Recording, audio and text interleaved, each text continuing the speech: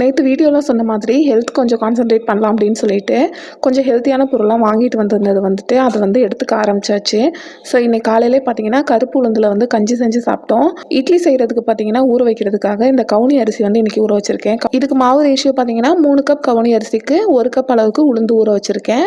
இது கூட கொஞ்சமாக வெந்தயம் போட்டு ஊற வச்சுருக்கேன். இது ரெண்டையும் வந்து நார்மலாக நம்ம இட்லிக்கு அரைக்கிற மாதிரி அரைச்சிட்டு புளிக்க வச்சு இட்லி செய்கிறது தான். இட்லி வந்து நல்லா சாஃப்டாக வரும் இந்த ரேஷியோவில் போட்டால்.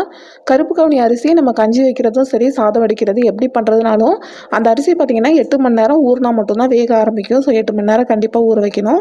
அப்போ தான் அதில் இருக்க ஹெல்த் பெனிஃபிட்ஸும் பார்த்திங்கன்னா நமக்கு ஃபுல்லாக கிடைக்கும். அந்த அன்றைக்கி காலையில் ஹாஸ்பிட்டல் போக வேண்டிய வேலை இருந்தது. சாம்பார் வந்து வச்சிடலாம் அப்படின்னு சொல்லிட்டு சொரக்காய் வந்து வேக வச்சுருந்தேன். பட் வந்து டைம் பத்தலை அப்படின்னு சொல்லிட்டு அதை அப்படியே வச்சுட்டு போயிட்டேன். ஹாஸ்பிட்டல் போயிட்டு வந்துட்டு இதுக்கப்புறம் தான் வந்து சொரக்காய் வந்து சாம்பார் வைக்கணும். அதுக்குள்ளே தம்பி வந்துட்டான். தம்பி வந்ததும் அவனுக்கு பால் சூடு பண்ணி கொடுத்துட்டேன். பிரெட் இருந்தது சரின்னு சொல்லிட்டு அதை கொஞ்சம் டோஸ்ட் பண்ணி கொடுத்தாச்சு.